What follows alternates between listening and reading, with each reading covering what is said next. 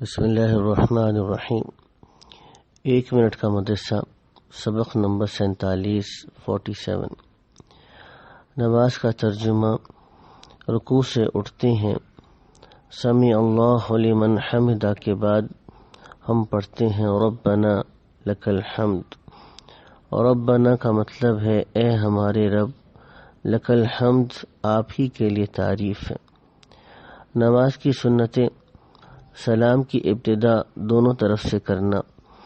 سلام کرتے ہوئے جب امام خاص طور پہ سلام کر رہا ہو تو مقتدیوں، فرشتوں اور نیک جنات کو سلام کرنے کی نیت کرنا۔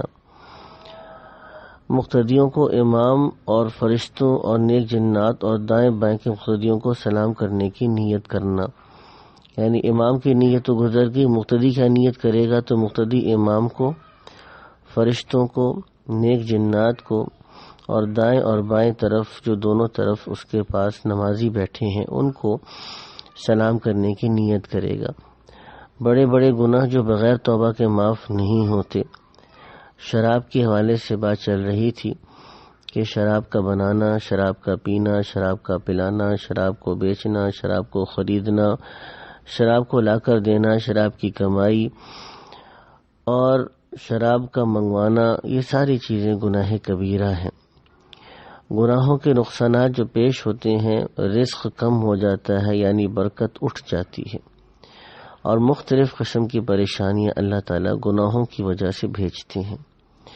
گناہگار آدمی کو اللہ سے وحشت رہتی ہے، آدمی خصوصاً نیک لوگوں سے وحشت ہونے لگتی ہے، اور اس طرح نیک لوگ اور نیک لوگوں کی مجلس کی جو برکات ہیں آدمی ان سے محروم رہتا ہے۔ نیکیوں کے فائدے، قسم ہا قسم کی برکتیں زمین اور آسمان سے نازل ہوتی ہیں۔ تکلیف اور پریشانی کو اللہ تعالیٰ دور فرما دیتے ہیں، یعنی اگرچہ تکلیف والا، ظاہری تکلیف اور ظاہری پریشانی والا حال آئے بھی، تب بھی ایمان اور توکل کی برکت سے دل اندر سے مطمئن رہتا ہے، ہر کام میں آسانی ہوتی ہے۔ تقوی کی برکت سے اللہ تعالیٰ مختلف کاموں کے اندر آسانی فرما دیتے ہیں۔ اللہ سبحانہ وتعالیٰ ہم کو بھی پورے دین کی برکات نصیب فرمائے۔ وآخر دعوانا الحمدللہ رب العالمین۔